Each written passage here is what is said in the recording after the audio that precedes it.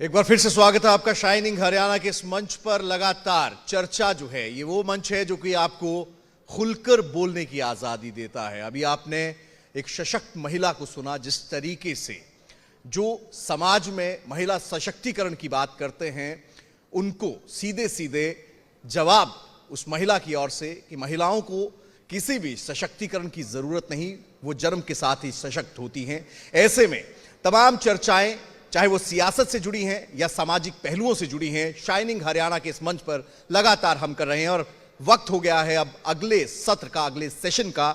महत्वपूर्ण सेशन है क्योंकि मेट्रोपॉलिटन सिटीज की अगर बात करें तो इस क्षेत्र की अगर बात की जाए तो इसके बिना विकास अधूरा है। रियल एस्टेट क्षेत्र में सरकार की योजनाओं पर यह अगला सत्र रहेगा। इसके लिए मैं सबसे पहले बुलाना चाहता हूं नरेंद्र यादव हैं, अध्यक्ष गुरुग्राम होम डेवलपर एसोसिएशन के। इनके साथ ही संजय ककरालिया साहब फिल्बी रियल एस्टेट से और आरएस भाट साहब डीटीपी जीएमडीए। इस सेशन को कंडक्ट करने के लिए मैं हरियाणा इंडिया न्यूज हरियाणा के मेरे सहयोगी और साथ ही साथ स्टेट हेड दीपक शर्मा को मंच पर बुलाना चाहूंगा। सस्टेनेबल डेवलपमेंट को लेकर अगर बात करें तो यह सेक्टर जो है बेहद ज्यादा महत्वपूर्ण भूमिका निभाता है और इस सत्र में तमाम उन मुद्दों पर बात होगी जो कि इस क्षेत्र से जुड़े हैं। क्या समस्याएं, किस तरह से समाधान हो सकता है। ओवर टू यू दीपक। शुक्रिया विपिन परमार जी। अब तक हम बात करें तो शाइनिंग हरियाणा के इस सत्र में हमने विभिन्न मुद्दों को लेकर चर्चा हुई। हमारे साथ में भाजपा के प्रदेश अध्यक्ष भी जुड़े, हमारे साथ में टाउन एंड कंट्री प्लानिंग वित्त मंत्री जेपी दलाल भी जुड़े। अगर बात करें तो लगातार ये चर्चाओं का दौर जारी है, तमाम नेता हमारे साथ जुड़े। अब हम बात रियल एस्टेट की क्योंकि यहाँ पर कर रहे हैं। रियल एस्टेट की जब बात की जाती है, जब हम खासकर दिल्ली एनसीआर की बात करें, उसमें भी गुरुग्राम की बात करें, जिस मिलेनियम सिटी की बात करें, एक अहम भूमिका रियल एस्टेट की है। इसको लेकर के चर्चा करेंगे, लेकिन सबसे पहले हम बात करें, सबसे परिचय भी कराना चाहूँगा। आरएस भाट डीटीपी हैं जीएमडीए के और इनकी एक और पहचान भी है। भाट साहब, आपकी एक पहचान यहाँ पर सिंघम भी कहा जाता है, आपको बुलडोजर मैन भी कहा जाता है, एक आतंक सा भी लगता था। आपसे ही चर्चा की शुरुआत करते हैं। ये तमाम चीज़ें तो चली, एंक्रोचमेंट पे काफ़ी सुधार करने की बात की गई, लेकिन इन दिनों तो अभी भी एंक्रोचमेंट, हम खासकर ग्रीन बेल्ट की भी बात करते हैं, ये सब नजर आती है। जीएमडीए खासकर क्या कर रहा है और खासकर आपको लेकर बात करें, ना केवल जीएमडीए, उम्मीदें तो पूरे ही गुरुग्राम को, तमाम डिपार्टमेंट को, तमाम जगहों को आपसे लेकर के है। देखिए, सबसे पहले तो आपने ये बोला कि आतंक है सिंघम के नाम से। देखिए, कोई भी सरकारी ऑफिसर अगर एनफोर्समेंट के रिलेटेड काम करता है तो आप ये मानिए कि हर जगह पर 5 लोग सारे गुरुग्राम की एनक्रोचमेंट को नहीं हटा सकते। ये कभी भी पॉसिबल नहीं है। अगर आप ठीक तरीके से काम करें तो एक डर से ही 40% एनक्रोचमेंट रुक जाएगी। तो उस हिसाब से अगर लोगों ने नाम सिंघम दिया है तो मैं तो उनका धन्यवाद करूंगा।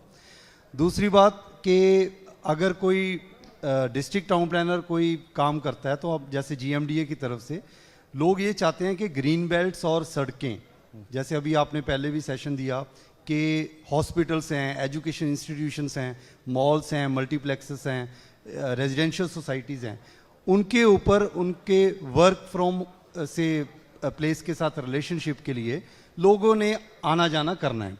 वो रोड के थ्रू करेंगे।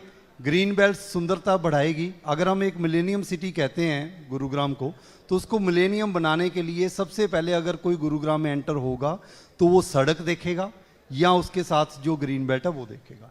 तो हमने एक मुहिम जारी की है कि एनक्रोचमेंट को हटाया जाए और ये तभी हम इसमें बिल्कुल सिद्ध हो पाएंगे अगर लोग हमारा साथ दें, खुद ही एनक्रोचमेंट हटाएं। 2 दिन हमने एमजी रोड पर, आप एमजी रोड का हाल देखें जो कि गुरुग्राम की एक नेकलेस रोड कहा जाता है, उसके ऊपर ही बहुत बुरा हाल है। 2 दिन अगर हमने उसकी एनक्रोचमेंट हटाई तो लोगों में थोड़ी जागरूकता आई कि ये जी हटाना पड़ेगा।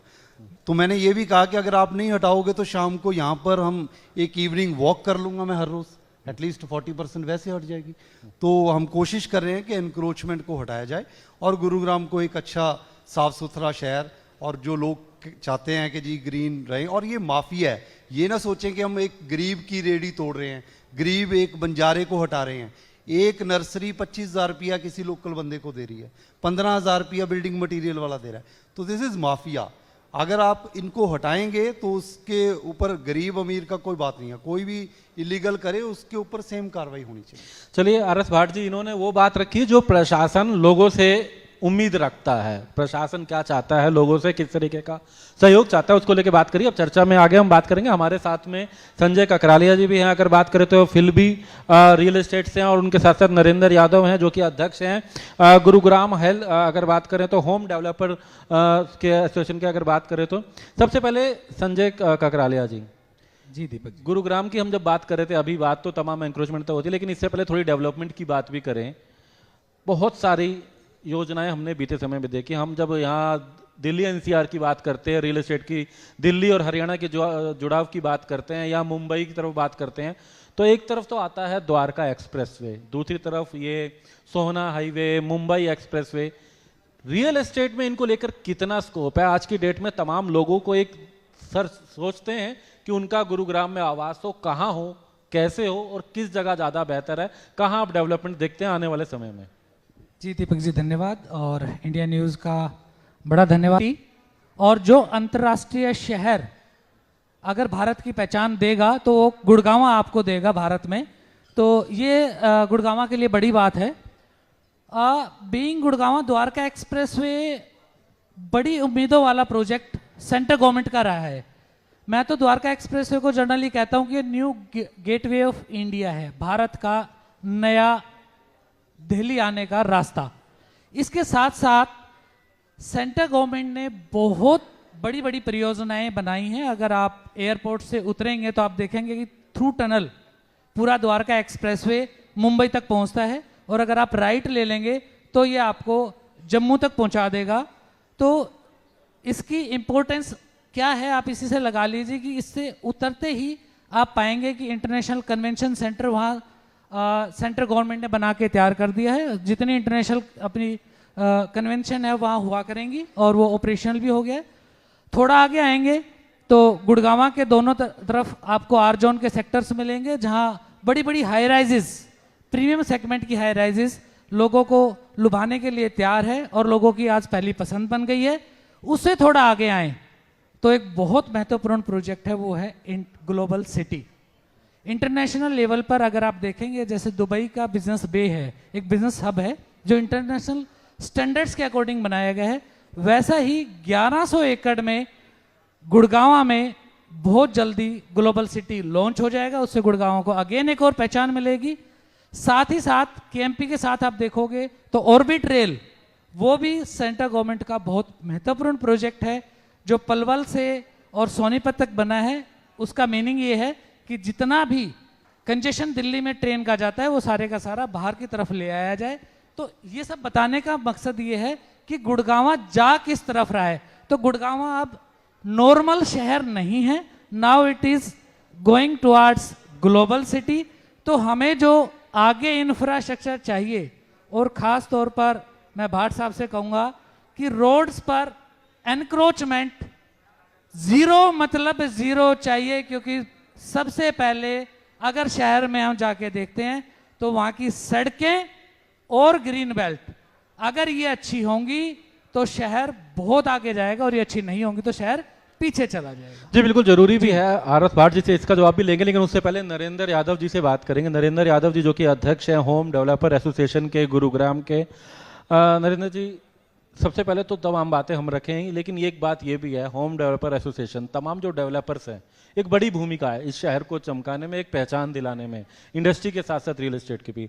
लेकिन आप लोगों की भी कुछ अपेक्षाएं सरकार से होती होंगी, किस तरीके से देखते हैं फिलहाल गुरुग्राम की स्थिति को आप, और क्या उम्मीदें रखते हैं सरकार से ऐसे में?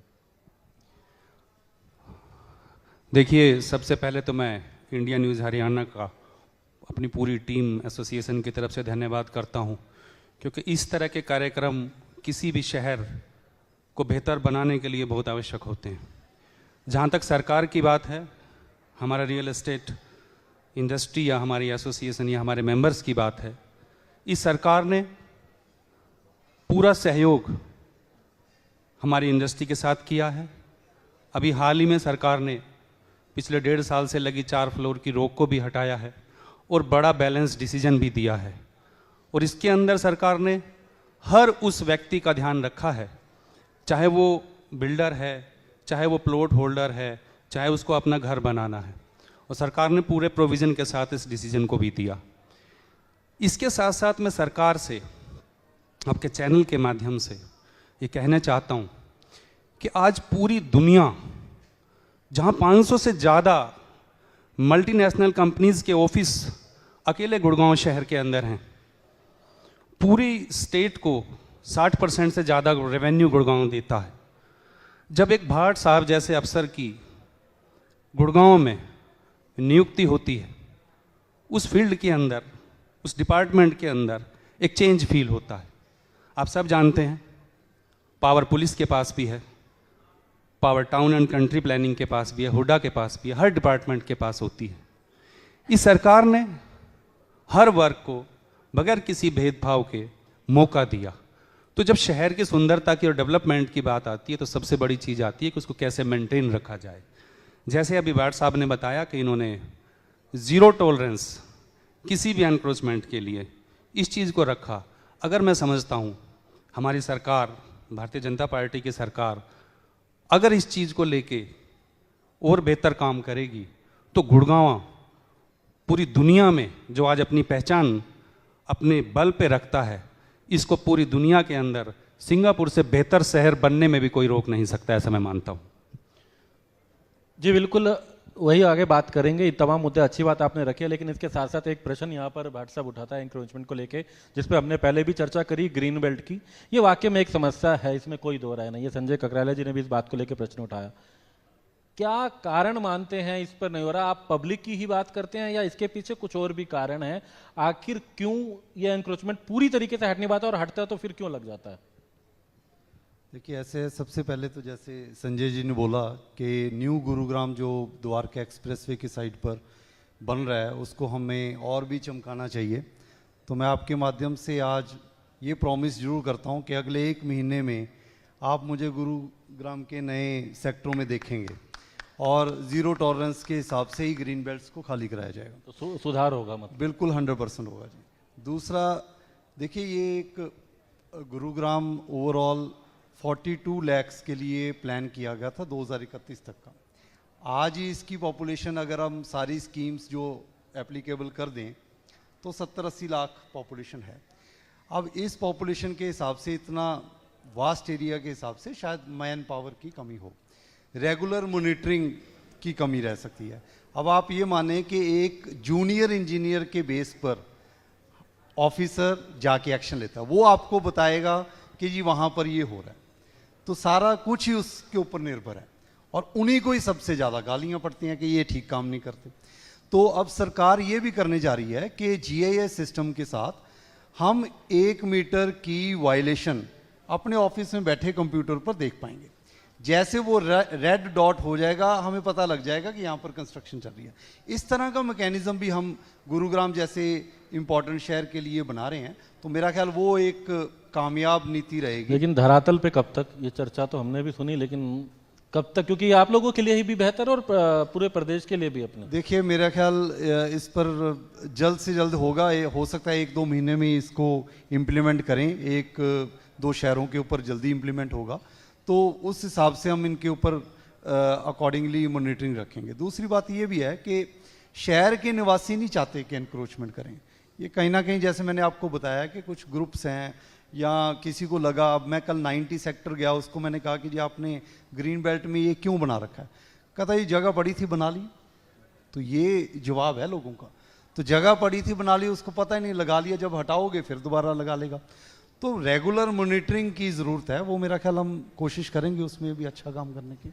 धन्यवाद। संजय ककराला जी, एक ये प्रश्न आपसे ये भी है, अभी बात हो रही थी STILT+4 की, लंबे समय से चर्चा थी, शुरुआत हुई, रोक लगी, फिर शुरुआत हुई, कुछ टर्म्स कंडीशन लगी, आखिरकार हम तो देख रहे हैं कुछ लोग कहते हैं, अधिकतर लोग कहते हैं कि बेहतर है, कुछ लोग कहते हैं कमियां भी हैं।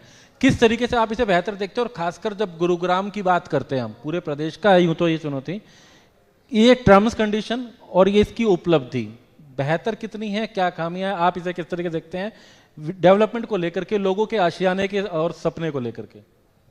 देखिए स्टिल्ट+4 का जब डिसीजन लिया गया, क्योंकि गुड़गांव मैंने कहा ना ग्लोबल सिटी है, अब ये उभरता हुआ अंतर्राष्ट्रीय शहर है, तो आपको ये बढ़ाना तो वर्टिकली पड़ेगा।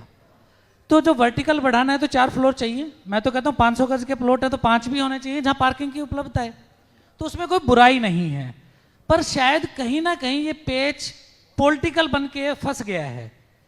पीछे जब ये बंद हुआ तो ये विधानसभा में पॉलिटिकल क्वेश्चन बना और पिस गए हम और आप सब, ये सच्चाई ये है। अदरवाइज स्टिल्ट+4 को लेके अभी भी जो रूल्स आए हैं, सच्चाई ये है कि उसमें भी बड़ी खामी है। और बड़ी खामी ये है कि अगर आज किसी बिल्डर ने स्टिल्ट+4 बनाने हैं, कोई टाउनशिप छोटी लेके आए, वो इजीली बना लेगा, उसको किसी से कोई एनओसी नहीं लेनी, क्योंकि प्लॉट का अपना मालिक है। पर अगर दीपक जी को बनाना होगा और यहाँ बैठे सब लोगों को और मेरे को बनाना होगा, तो हमें अपने पड़ोसियों से एनओसी लेनी है। तो ये बड़ी खामी रह गई कि स्टिल्ट+3 अगर बनाने हैं तो कोई एनओसी नहीं चाहिए, और चौथा फ्लोर बनाना है तो एनओसी चाहिए, और एनओसी भी दोनों तरफ की चाहिए। अब कोई ना दे तो मेरा तो घर फंस गया। और टेक्निकलिटी देखें तो स्टिल्ट+3 बने या 4 बने, फर्क क्या पड़ रहा है। दूसरी बात कि जो स्टिल्ट+4 वाली बंद होने की कहानी थी, उसमें एक टेक्निकलिटी ये थी कि सेटबैक एरिया जो आगे पीछे छोड़ा जाता, तो सेटबैक एरिया में होता क्या है कि आपका मान लीजिए 2 मीटर का सेटबैक है, तो 2 मीटर आप फिक्स कर दीजिए, उसके अलावा आप जोनिंग को बाहर लेके ही मत जाइए, किसी को अलाउ ही मत कीजिए, तो सेटबैक सेफ है। उसमें एक टेक्निकलिटी अब ये एक और खामी निकल आई कि आपको एनओसी अगर नहीं मिलती है तो आपको दोनों साइड 1.8 मीटर के सेटबैक साइड में भी छोड़ने हैं, आगे पीछे तो छूट ही रहे थे। अगर मेरे प्लॉट की चौड़ाई, मैं सीधे सीधा शब्दों में समझाना चाहूं तो, अगर मेरे प्लॉट की चौड़ाई 25 फीट है और उसमें से मैंने 10 फीट इधर और 10 फीट इधर छोड़ दी, तो मेरे पास बचेगा क्या? तो मेरा घर कैसे बनेगा? तो कुछ चीजें हैं, सरकार ने बहुत अच्छा किया कि दोबारा से ये स्टिल्ट+4 खोला है, पर इसमें एक बड़ी खामी रह गई है एनओसी वाली। तो ये एनओसी वाला पेच मेरे को लगता है जल्दी सरकार को दोबारा सोचना चाहिए। जितने ऑफिसर्स हैं, और भाट साहब तो खुद प्लानिंग में रहे हैं और बड़े काबिल अफसर हैं, तो मेरी बात से वाकिफ होंगे भाट साहब, इस पर जरूर दोबारा से कॉल लेनी चाहिए। तो शहर को स्टिल्ट+4 तो चाहिए। दूसरा बात आती है एनक्रोचमेंट की, जो बात कर रहे थे हम, जीएमडी के साथ साथ हमें अंदर की जो म्युनिसिपल कारपोरेशन के अंदर गलियों की जो कॉरपोरेशन में भीड़ भड़का हो गया है, वो कैसे हो गया है?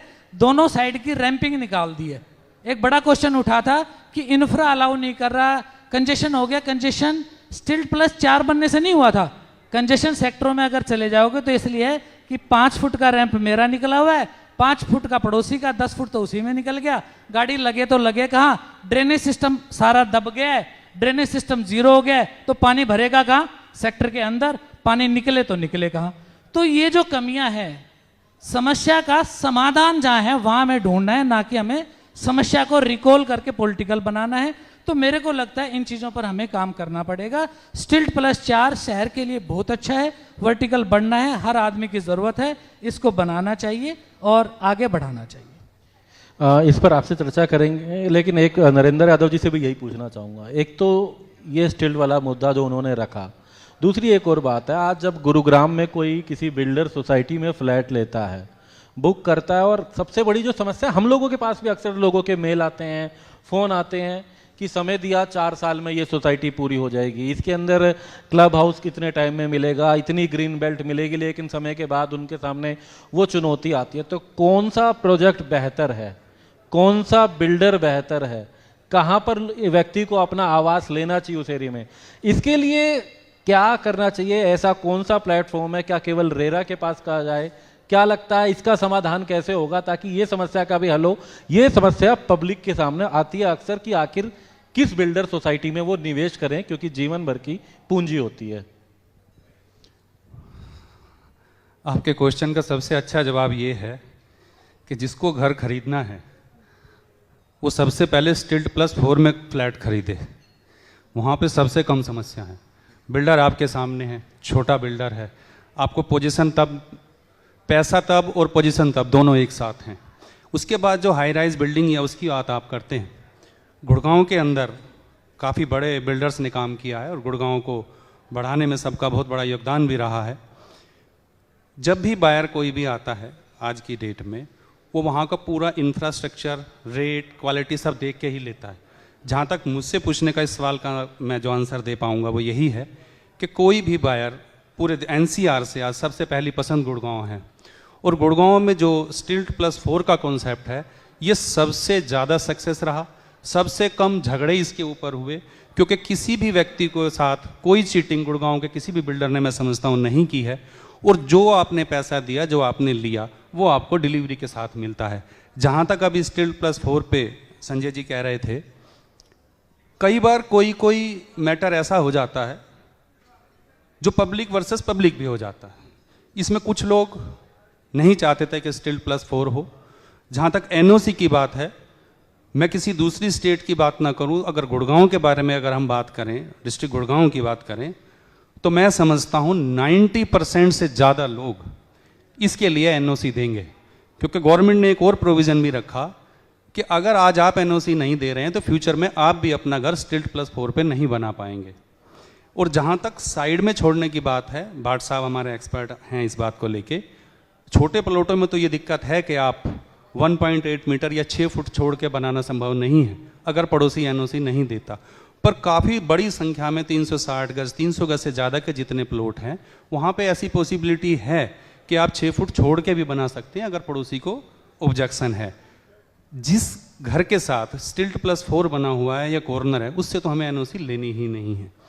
कई बार जब सरकार कोई भी पॉलिसी लेके आती है, जब ग्राउंड पे पॉलिसी आती है, तो उसके प्रैक्टिकल इम्प्लीमेंटेशन में कितनी प्रॉब्लम आती हैं, वो कुछ टाइम के बाद में स्टडी की जाती हैं। और जहाँ तक सरकार का पिछला मैं रिकॉर्ड देखता हूँ, भाट साहब को ज़्यादा मालूम है इस बारे में क्योंकि हम लोग तो प्रैक्टिकल काम करते हैं, बहुत सारी समय समय पे जब जब दिक्कतें आई हैं तो सरकार ने अमेंडमेंट भी की हैं।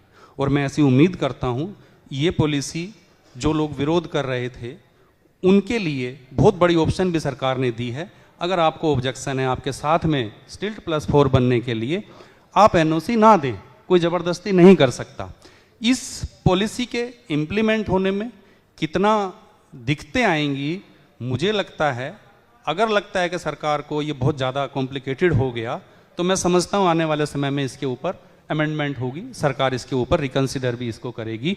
पर आज की डेट में सबसे ज़रूरी था, जैसे नए सेक्टर्स हैं जिनमें डेंसिटी 18 की, वो तो सारे क्लियर हो गए हैं। और पुराने सेक्टरों के अंदर भी सरकार ने 10 मीटर एंड अबाउ जितनी भी रोड हैं उन सब के ऊपर प्रोविज़न दे के गुड़गांव के, आप देखिएगा पूरे हरियाणा के अंदर लगभग 5.25 लाख प्लॉट हैं। तो 5.25 लाख प्लॉट बिल्डरों के नहीं है, वो 5.25 लाख प्लॉट अगर आप देखेंगे गुड़गांव के, हरियाणा के आम रेजिडेंट के हैं। 5.25 लाख फैमिली को सरकार ने सपोर्ट किया है। तो मैं समझता हूं इसमें जहां भी दिक्कत आएगी अमेंडमेंट होंगी, समय समय पे अमेंडमेंट सरकार ने की हैं। स्टिल्ट+4 पहले खोला भी गया था। और एक खास बात बताऊं, खोला गया, फिर बंद हुआ, फिर खोला, हाइट बढ़ाई गई, FAR बढ़ाया गया। जहां तक मैं समझता हूं इसको इम्प्लीमेंट करना, और सबसे बड़ी चीज़ मैं आपके चैनल के माध्यम से ये जरूर कहना चाहूँगा, चाहे वो प्लॉट होल्डर कोई बिल्डर है या अपना घर बनाता है, इस बात का जरूर ध्यान रखें कि आज सरकार ने आपको सफिशिएंट FAR दिया है। आप कभी भी, कोई बिल्डर हो या रेजिडेंट हो, अपने घर को अपनी लिमिट के अंदर बनाएं। कोई भी एक्स्ट्रा कवरेज, एनक्रोचमेंट इस तरह की ना हो कि आपका पड़ोसी ही आपकी कंप्लेंट करने को मजबूर हो जाए। मैं समझता हूँ अगर इस तरह से सब लोग काम करेंगे, पड़ोसियों के रिलेशन अच्छे रहेंगे और सब बेहतर होगा। चलिए, ये तो धरातल पे लोगों के सामने क्या थी इसका आप, हालांकि उन्होंने समस्या बताई, आपने समाधान भी बताया, लेकिन भाट साहब से भी जानना चाहेंगे आप इसे किस तरीके से देखते हैं। आपके सामने भी बहुत सी ऐसी शिकायतें आती हैं क्योंकि अपेक्षाएं बहुत हैं आपसे, तो आप इसे किस तरह देखते हैं प्रशासनिक तौर पे भी अगर बात की जाए तो? देखिए, मैं इस प्रोसेस में काफ़ी शुरू से इन्वॉल्व रहा हूँ। जब ये स्टिल्ट+3 था, फिर स्टिल्ट+4 क्यों हुआ, लोगों की ये दुविधा रही कि फ्लोर दे दिए, ड्राइवर कहाँ रहेगा। 20 स्क्वायर मीटर की हमने स्टिल्ट में FAR अलाउ कर दी ड्राइवर्स के लिए। तो जैसे नरेंद्र जी ने बोला है कि टाइम टू टाइम अमेंडमेंट्स होती रहती हैं। देखिए कोई भी पॉलिसी परफेक्ट नहीं होती, किसी के लिए वो पॉजिटिव रहेगी कुछ, किसी के लिए कुछ नेगेटिव रहेगी। अपना सेल्फ इंटरेस्ट देखेंगे तो शायद कोई पॉलिसी परफेक्ट नहीं है, लेकिन देखिए S+4 का डिसीजन जो भी गवर्नमेंट ने अभी दिया है, ये नहीं है कि मैं गवर्नमेंट की तरफ से हूँ तो इसलिए मैं उसको फेवर कर रहा हूँ, ये बहुत अच्छा डिसीजन है। लेकिन लोगों की 2-3 दुविधाएं थी। एक कि जी सड़क पर पार्किंग होती है, स्टिल्ट अलाउ हो गया, अब स्टिल्ट में पार्किंग करो, सड़क पर पार्किंग नहीं होएगी, तो ये प्रॉब्लम तो रिजॉल्व है ना, इसमें प्रॉब्लम तो आई नहीं। प्रॉब्लम वहीं आई है जहां स्टिल्ट को आपने कमर्शियल यूज कर दिया, दुकानें खोल दी, शोरूम खोल दिया, तो वो स्टिल्ट का इन एक्चुअल यूज हुआ नहीं। तो अगर वो स्टिल्ट को पार्किंग यूज करेंगे तो पार्किंग की समस्या खत्म। दूसरा, लोगों ने कहा कि जब हमारा 2 फ्लोर का है, कोई 4 फ्लोर बनाता है तो हमारे मकान में कई चीज़ें दिक्कत में आती हैं, उसके लिए आप स्ट्रक्चर स्टेबिलिटी सर्टिफिकेट लो और उसको कोई दिक्कत ना आए, वो भी रिजॉल्व है। लेकिन लैंड कॉस्ट इतनी है गुरुग्राम में, जैसे उन्होंने कहा कि 5 मंजिल 6 मंजिल भी हो सकते हैं, कोई दिक्कत नहीं है, ऐसा कोई टेक्निकल प्रोविजन नहीं है। तीसरा, लोग जो पब्लिक वर्सेस पब्लिक, जैसे नरेंद्र जी ने बोला है, वो ये है कि इंफ्रास्ट्रक्चर के ऊपर लोड पड़ रहा है। इंफ्रास्ट्रक्चर के ऊपर अगर लोड पड़ रहा है तो देखिए जी, हमें अपने आगे घर के इंक्रोचमेंट बंद करनी चाहिए। जो हमें इंफ्रास्ट्रक्चर ऑगमेंटेशन चार्जेस आ रहे हैं वो 1 साल में शायद करोड़ों रुपए आए हैं, वो हम उसको सही तरह से यूज़ करें, इंफ्रास्ट्रक्चर को ऑगमेंट करें। मैं कह रहा हूँ कि अगर DLF फेज़ 1, 2, 3 वाले लोग ये कह रहे हैं कि सफाई भी नहीं हो रही, तो ये इंफ्रास्ट्रक्चर ऑगमेंटेशन में सफाई भी करो, आप सीवर भी साफ करो, सारा करो। तो इस पर भी सरकार एक पॉलिसी बनाने जा रही है कि कोई भी अगर ये इंफ्रास्ट्रक्चर ऑगमेंटेशन चार्जेस हैं तो उसको इंप्लीमेंट कैसे किया जाए ताकि इंफ्रास्ट्रक्चर की ऑगमेंटेशन भी साथ साथ हो। तो ये एक अच्छा डिसीजन है। आगे भी इस पॉलिसी में अगर कोई, देखिए कभी भी कोई डिपार्टमेंट ग्राउंड रियलिटी के ऊपर अगर कोई फैक्ट्स एंड फिगर्स देकर कोई रिप्रेजेंटेशन आएगी, उससे कभी भी सरकार पीछे नहीं हटेगी। उसके लिए जो बेस्ट पॉसिबल एफर्ट है, जो भी उस शहर के लिए अच्छा हो, उस पॉलिसी में अकॉर्डिंगली अमेंड। चलिए, इसमें एक प्रश्न संजय ककरालिया जी से और नरेंद्र यादव जी से भी लेना चाहेंगे क्योंकि समय की थोड़ी कमी है। संजय ककराल जी, एक बड़ी बात आती है अफोर्डेबल को लेकर के। अब जब अफोर्डेबल की शुरुआत हुई थी तो कभी बहुत कम कीमत हुआ करती थी, 22 लाख 24 लाख रेट के हिसाब से। आज वो 30-31 लाख एक 2 BHK पड़ता है, जो सरकारी रेट है, जो टाउन कंट्री प्लानिंग की साइट पे आता है, तमाम चीजें। लेकिन वही अगर कोई नहीं ले पाया, नहीं निकला और मार्केट में खरीदने जाए तो वो 55 से 60 लाख रुपए का आता है। लेकिन लोगों की उम्मीद है अफोर्डेबल को लेके। तो इसके अलावा दीनदयाल उपाध्याय को लेकर भी इसके आने वाले समय में किस तरह देखते हैं? लोग ये भी कहते हैं कि अब वो अफोर्डेबल खत्म हो चुका है और नहीं आएंगे। क्या कहेंगे इसको लेकर? दीपक जी, देखिए, ये अफोर्डेबल नहीं आएंगे, ये तो रूमर ही बिल्कुल गलत है। अफोर्डेबल आते रहे हैं और आते रहेंगे। और मजे की बात बता दूं, गुड़गांव एक ऐसा शहर है जहां आपको 3 लाख रुपए से लेकर 300 करोड़ रुपए तक का घर मिलता है। तो ऐसी बात नहीं है कि अफोर्डेबल बंद हो गई है।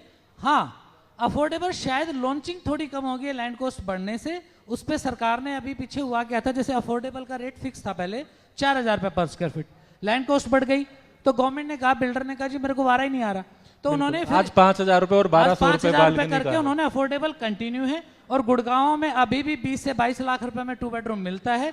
ये सरकार की बहुत अच्छी पॉलिसी है और कंटिन्यू रहेगी। रही बात दीनदयाल की, तो दीनदयाल का हमारे यहाँ एक कोटा था, जैसे किसी सेक्टर में आप देखोगे बड़े प्लॉट वर्सेस छोटे प्लॉट, तो उस रेशो के हिसाब से दीनदयाल का कोटा गुड़गांव का ऑलमोस्ट पूरा हो गया है। तो इसलिए छोटे प्लॉट शायद कुछ अमेंडमेंट के साथ अब नई पॉलिसी के तहत आएंगे और अफोर्डेबल आप निश्चिंत रहिए, सबको गुड़गांव में घर मिलते रहेंगे। 3 लाख से 300 करोड़ आपने चूज करना है। नरेंद्र यादव जी, बात हम रियल एस्टेट की कर रहे थे, लेकिन एक और प्रश्न जहन में आ रहा है तो जरूर पूछना चाहूंगा, ये लोग भी करते हैं। आप रियल एस्टेट से थोड़ा सा अलग प्रश्न है ये, इस मुद्दे से चर्चा तो आपकी पॉलिटिकल भी आती है, बादशाहपुर विधानसभा को लेकर के क्या कुछ पॉलिटिकल तैयारियां भी हैं क्या इसको लेकर के? और आने वाले समय में क्या, क्योंकि अब चुनाव का दौर है तो ये प्रश्न जरूर पूछना चाहूंगा, उसको लेकर के आपकी क्या तैयारी है? देखिए, चर्चाएं क्या होती हैं तो मुझे अभी आपसे सुनने को मिली।